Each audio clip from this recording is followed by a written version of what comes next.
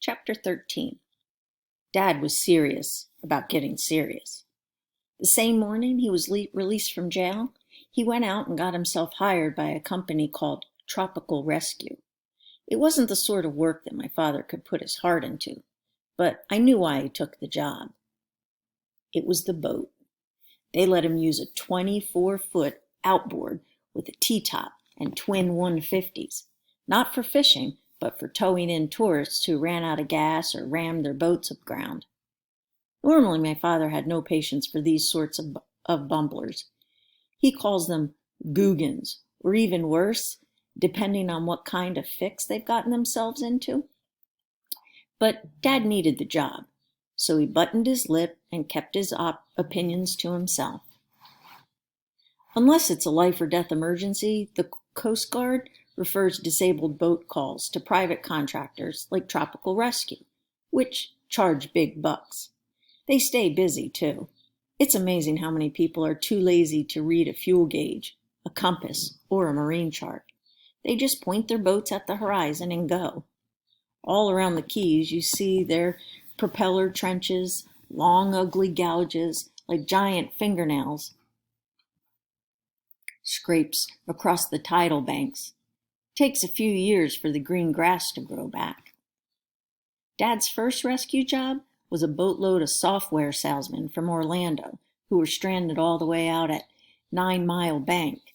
Somehow they'd managed to beach a brand new bayliner on a flat that was only 4 inches deep. That's not easy to do, unless you're bombed or wearing a blindfold. Miraculously, Dad restrained himself from saying anything insulting. He didn't get mad. He didn't make fun of the bonehead who'd been driving the boat. No, my father, the new and improved Payne Underwood, stayed calm and polite. He waited patiently for the tide to come up, tugged the bayliner off the bank, and towed it back to Colossa Cove. He told us he almost felt sorry for the software salesman when he handed them the bill, which didn't even include the hefty fine from the Park Service for trashing the seagrass. It was probably one of the most expensive vacations those guys ever had. Even though Dad didn't like dealing with googans, he was 10 times happier on the water than he was driving a taxi. That meant Mom was in a better mood too, laughing and kidding around the way she used to. The two of them were getting along so well that Abby and I were extra careful, not to mention the sticky subject of Dusty Muleman's casino boat. We discussed our new plan of attack only when we were alone and away from the house, where our parents couldn't hear us. A couple of days after my father got out of jail, the Parks Department took down the pollution warnings at Thunder Beach. The next morning, Abby and I put on our bathing suits and grabbed a couple of towels and dashed outside. Mom and Dad figured we were heading for the park, which is exactly what we wanted them to think, because we were really going to Shelley's trailer. I had to knock a half a dozen times. When she finally came to the door, she didn't seem especially delighted to see us. Her eyes were puffy and half closed, and it looked like somebody had set off a firecracker in her hair. "Time is it?" she asked hoarsely. 7:30, I said. She winced. "A.M.? You gotta be kidding me." Abby said, "It's important. Please?" We followed Shelley inside. She sagged onto the sofa and tucked her legs up under her tatty pink bathrobe. "Killer headache," she explained, running her tongue across her front teeth. "Large party last night." She was clearly in pain, so we got straight to the point. "We need your help," I said. "Now." "To do what?" "To stop Dusty Muleman. You promised, remember?" She laughed. One of those tired, what was I thinking laughs. She looked across at Abby. "And you promised to keep your big brother out of trouble." "We won't get in any trouble," Abby said evenly, "if you help us." It sounded like Shelley was having second thoughts. I wondered if she really was afraid of Dusty Muleman after all. In a discouraged voice, she said, "I don't know what you're going to do to stop him. He's tight with all the big shots in town. But he's poisoning Thunder Beach, I said. You know how sick a kid could get from swimming in that bad water? Same goes for the fish and the dolphins and baby turtles. It sucks what Dusty's doing. It's awful. Yeah, but... And don't forget what happened to Lice, I added. Remember how you told me you had a dog in this fight? Remember? Lice is exactly what I've been thinking about, Shelley cut in. Say they really killed him, okay? You suppose they'd hesitate to do the same to me or you if something goes wrong? It was about time she got worried, and who could blame her? If she was right about Lice being dead, then Dusty and Luna were cold-blooded murderers. But one glance and I knew Abby wouldn't back off, no matter what the risks. Neither could I. Shelley, I know it's dangerous. Not to mention crazy, she said. Yeah, and probably crazy, I agreed. Look, if you don't want to be part of this, it's okay. I understand. She shut her eyes and rolled back her head. Ugh, here comes the guilt. She pressed her knuckles to her ears. Enough already, Noah. This poor blonde head's about to explode. Shelley stretched out on the sofa. Abby got some ice cubes from the refrigerator and wrapped them in a dish towel, which Shelley gingerly positioned across her brow. After a minute or two of muffled moaning, she said, Guess I wasn't feeling so brave when I got up this morning. But hey, a promise is a promise. Count me in. Abby and I looked at each other with happy relief. So, what's the big plan? Shelley asked. And how does your daddy fit in? He doesn't fit in. We're not telling him about it, Abby replied. Shelley opened one bloodshot eye and studied us. That's probably a darn good idea, she said. But he'll still get blamed for everything if we get caught, I pointed out. That's why we need you. Shelley sighed. So let's hear it. When we told her our plan, she didn't laugh or make fun. She just lay there thinking. Well, Abby said impatiently. Shelley levered herself upright, balancing the ice pack on her forehead. This idea of yours is so whacked, she said, it might just work. Does that mean you'll help us? And all I gotta do is flush? She asked. That's it? That's all you gotta do, I said. Flush and flush often. The next thing that happened was all my fault. I wasn't paying attention. Abby and I were riding home slowly along the old highway, talking about the Coral Queen, when somebody rushed up on us from behind. Before I could wheel around, Jasper Jr. grabbed my bike and Bull grabbed Abby's, and together they dragged us backward into a stand of Australian pines. Not again, I thought in panic. It wasn't me I was frightened for, it was my sister. No sooner had Jasper Jr. knocked me to the ground than I heard Bull cut loose with a spine-chilling wail. Instantly I knew what had happened. He'd been too careless with Abby. Make her let go, Jasper Jr. hollered at me. I can't. Jasper Jr. jerked me to my feet. Underwood, you don't make her let go of Bull, I'll snap you like a twig. Bull kept on wailing. Abby had sunk her teeth into his left earlobe and was hanging on like a starved alligator. Bull was at least 4 feet taller than her, so he had to be careful not to pull away or else he might lose the entire ear. Whenever he moved even a little bit, his wailing got louder. The boy was in serious pain. Make her stop, Jasper Jr. demanded. He's bleeding, man, can't you see? Abby, is Bull really bleeding? I asked. She nodded, causing Bull to crank up the volume. It was pitiful to hear. Jasper Jr. started throttling me by the shoulders. Make her quit, Underwood. Make her stop. One condition, I said. You guys let her go free. Jasper Jr. sneered his famous sneer. How about this for a condition, dork brain? Your sister quits chewing on Bull, else I start pounding your head with a ripe coconut. Bull managed to calm himself long enough to offer his own opinion. "The girl takes her teeth out of my ear. She walks. You got my promise, Underwood." "Hey, no way!" Jasper Jr. began to protest. "You shut up," Bull snapped. He was looking at us with his thick neck bent toward the ground and his head positioned sideways to give Abby as much slack as possible. Considering the delicate situation, she seemed incredibly calm. I didn't see a single drop of blood, but there was no reason to inform Bull that he wasn't really bleeding to death. "So guys, do we have a deal or not?" I asked. "Deal," Bull grunted. "Yeah, whatever," said Jasper Jr., spearing me with a bony elbow. "All right then," I said. "Abby, you can let go now." "Nah," she said through a mouthful of crinkled ear. "Come on, let go of Bull." "Nah." "You want to catch some gross disease? He probably hasn't had a bath since Christmas," I said. Even that didn't make her quit. I knew why, too. She didn't want to leave me out there alone with the two of them. "Honest, I'll be okay," I said with this, which must have sounded incredibly lame. She knew I wasn't going to be okay. She knew they were going to stomp me into hamburger meat.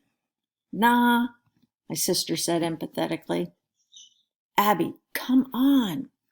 There was no way I could let her stay there in the woods. Jasper Jr. was a vicious punk who wouldn't think twice about beating up a girl half his size. Bull said, "I think I'm gonna hurl." Abby chopped down harder, and the noise that came out of Bull didn't sound human. Jasper Jr. jumped me again and put me in a headlock. "Now listen, you little brat," he snapped at my sister. "We're gonna do this my way. I'll break your brother's neck. You don't spit out Bull's ear by the count of 3. There was no response from Abby, but now I saw true fear in her eyes. My face must have looked like a tomato about to explode, as hard as Jasper Jr. was clenching down on me. I couldn't tell my sister what to do next because I couldn't squeak out a word. "1," said Jasper Jr. Abby hung on. "2." Abby wasn't budging. "2," Jasper Jr. barked again. I tried to wiggle free, but it was no use. Jasper Jr.'s forearm was locked tight against my throat, and it hurt to breathe. Everything in front of me started getting fuzzy and dark, and I figured I was about to pass out. The next words I hear were, "Try 2.5, shorty." The voice sounded too old and gravelly to be Jasper Jr., but I just assumed that my hearing was messed up because he'd squeezed all the oxygen out of my brain. "Let him go," the voice said again, and it clearly wasn't speaking to Abby. It was speaking to Jasper Jr., who, to my complete surprise, immediately let me go. I fell to the ground and stayed on all fours until I caught my breath. "You all right, Noah?" I lifted my eyes in bewilderment. The voice belonged to a long, lanky-armed man with woolly, silvery hair. A gleaming gold coin hung from a tarnished chain around his neck. His craggy face looked like a mahogany stump, and on one tan cheek was a scar in the shape of an M. Anybody could see that the guy was old and tough. Shirtless and barefoot, he leaned casually against the trunk of a tall pine. His weather-beaten cutoffs had been bleached gray by the sun, and a dirty red bandana was knotted around his right wrist. The curly hair on his bare chest was as shiny as the hair on his head. Jasper Jr. wasn't the sharpest knife in the drawer, but he knew that stranger meant business. We was only joking around," he said timidly. "That right?" The old pirate smiled in a way that caused Jasper Jr. to go pale. Bull whimpered like a puppy, but said nothing. The stranger turned to my sister. "Now it's your turn, Abby. How about you let loose of that boy?" My sister's eyes got wide at the sound of her name. She released her grip on Bull's ear, stepped back and began spitting vigorously into the bushes. Bull straightened up and pressed his fist to his throbbing ear, trying to stanch the invisible bleeding. "Who are you?" I asked the old man. "How'd you know our names?" He brushed past me and went up to Jasper Jr., who looked like he desperately needed a bathroom. "You ever bother these two kids again," the old man warned him, "and you'll dearly regret it. Comprende?" Jasper Jr. nodded shakily. Bull was actually an inch or so taller than the pirate, but it didn't help him. The guy walked over and got square in his face. "Pretty summer day. You can't think of anything better to do than hassle some helpless little girl? That's flat out pathetic, son." "Helpless? She nearly took off my ear." "I'd say you got off lucky," the stranger said with a smile. He winked at Abby and me and jerked a thumb over his shoulder. "You all run home. Hurry up now." "Who are you?" my sister asked. "Nobody, and that's the truth." He wasn't kidding around. "Now get going, both of you," he said.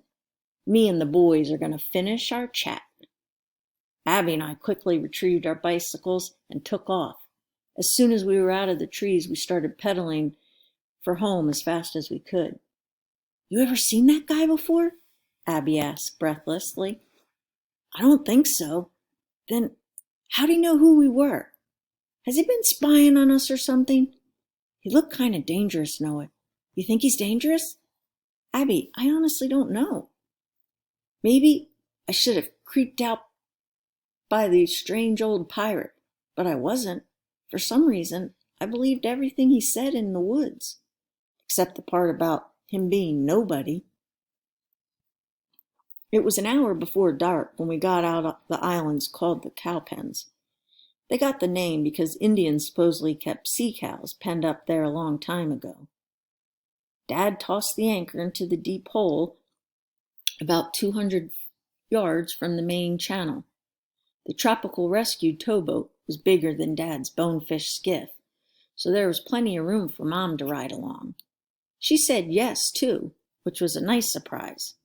She sat on the bow with her back to the sun and snapped pictures of us fishing. Right away I got a couple of decent mangrove snappers, and Dad caught a fat keeper grouper. My sister reeled in a puffer fish that blew itself up into a spiny balloon. She said it looked just like her fourth-grade teacher. Of course, Abby and I didn't mention what had happened that afternoon on the way home from Shelley's trailer. Dad would have taken off after Jasper Jr., and Mom would have gone to the police to tell them about the strange old man. Besides, my father liked things quiet and peaceful when we were out on the water. He didn't go for too much talking. He said it was disrespectful to nature. After a while, we put away our fishing rods and sat down to wait for the sunset. The sky to the west was mostly clear, except for a few wispy clouds and the long foamy contrail from a big military jet. Dad took a seat up front next to Mom, who handed the camera to Abby. I dangled my legs off the starboard gunwale, where "Rescue" was painted in bright orange lettering. A flock of penguins floated over us in the shape of a V and kept on flying, straight toward the great Gulf of Mexico. A light breeze was blowing from the southeast, rocking the boat just enough to make us a little drowsy. Abby nudged me and cut her eyes toward our parents, who were actually holding hands. Everything felt so good and so right. I had this feeling that we'd finally get to see the green flash. The evening was perfect for it.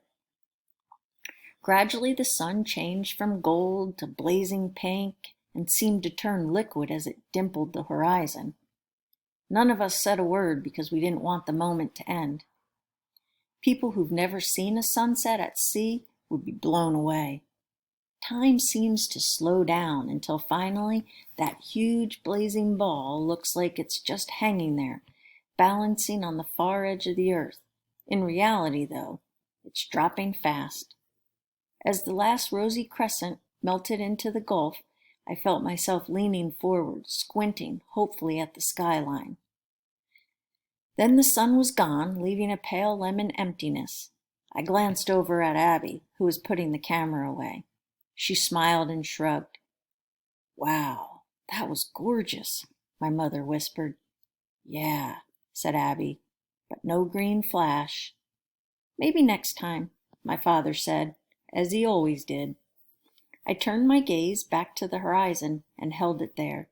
Even as the rim of pink faded to darkness, I heard Dad hauling in the anchor and Mom zipping her windbreaker and Abby asking if she could steer back to the dock. But still, I couldn't take my eyes off the sky.